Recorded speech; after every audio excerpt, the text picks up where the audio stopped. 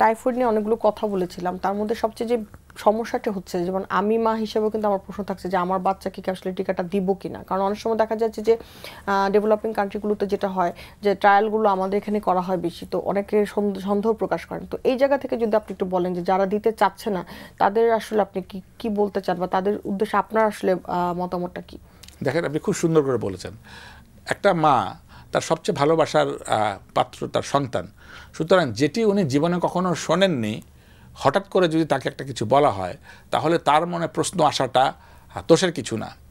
Plus এই সময়কালে তথ্য প্রযুক্তির যুগে আমরা ভালো তথ্য যেরকম জানি, সেটা অপতথ্য, ফেব্রিকেটেড তথ্য, ছোট জিনিসকে বড় করার তথ্য, বিশেষ করে সোশ্যাল মিডিয়া থেকে আসা আমরা জানি।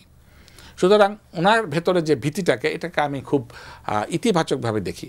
এবং আমি সেই সমস্ত মায়ের জন্য প্রথমে আমি ব্যক্তিগত উদাহরণটা দিতে চাই। আমার সন্তানকে নিবন্ধন করা আছে, যখন ওর তারিখ আসবে ও সেটা দিয়ে দিবে। এখন আমি এতটা নিশ্চিতভাবে বলবারটা কারণটা হলো যে আমি বলেছি ফেজ 1, ফেজ 2, ফেজ 3 বা ফেজ 4 এটা অতিক্রম করে এসছে। তাহলে কি কোনোই পার্শ্ব প্রতিক্রিয়া হয় না? হয়। আমি যে চাটা খেয়েছি, এটা যদি আমি বেশি পরিমাণ চা খাই তাহলে রাতে আমার ঘুম হবে না, বুক ধরফর করবে, আমাকে চঞ্চল আসবে। সাধারণ আমরা পানি, বিড়ি, সিগারেট একটা যদি খাই তাতেও তো তার পার্শ্ব প্রতিক্রিয়া হয়। একটা প্যারাসিটামলের পার্শ্ব প্রতিক্রিয়া হয়। সুতরাং এখানে যখন আমরা দিচ্ছি, এটা দুটো বিষয় আছে। একটা, যখন আপনি একটা নিডল যখন শরীরে ঢোকাবেন, একটা নিডল, তাতে তো সে ব্যথা পাবে, এটা তার ভয়ও পাবে।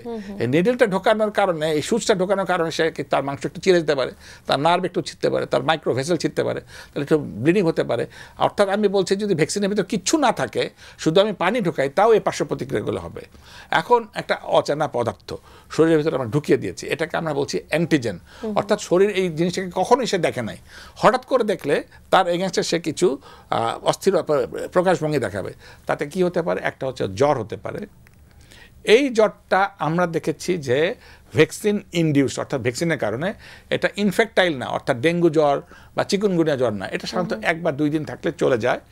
জ্বর যদি 100 বা তার বেশি হয়, সাধারণ একটা প্যারাসিটামল যদি ওনারা খান, বা 1 চামচ বা 2 চামচ আমাদের শিশুরা খায়, তাহলে পরে ভালো হয়ে যাবে। একটু র্যাশ হতে পারে, এটাও আর ইতিবাচক দিক। তার মানে হয়তো তার শরীর আগের থেকে টাইফয়েডের জীবাণুটা প্রাথমিক ছিল, সেটা হতে পারে। সেক্ষেত্রেও অ্যান্টিহিস্টামিনিক জাতীয় ঔষধ, হিস্টাসিন বা এই জাতীয় ওষুধ একটি ট্যাবলেট খেলে বা 1 চামচ খেলেও সেটি চলে যেতে পারে। এগুলি হচ্ছে সাধারণ। একটু আর্থালজিয়া, মায়ালজিয়া, অর্থাৎ হাত পা একটু ব্যথা করতে পারে, সেই দিন একটু বিশ্রামে থাকা যেতে পারে।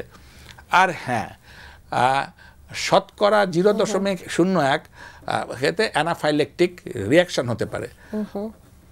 সেটা আবার কি? সেটা হচ্ছে তার পালস, ব্লাড প্রেশার কমে যেতে পারে।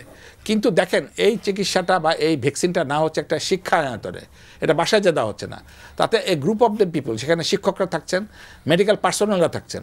তাহলে ওই অ্যানাফাইলেকটিক শক যদি একান্ত হয়ে যায়, আমি তাত্ত্বিকভাবে ধরলাম, সেখানে দ্রুত তাকে হাসপাতালে নিয়ে গেলে তার স্বাভাবিক যে চিকিৎসা, সেই চিকিৎসা দিলে এটা ভালো হয়ে যাবে বলে আমার আশাবাদ।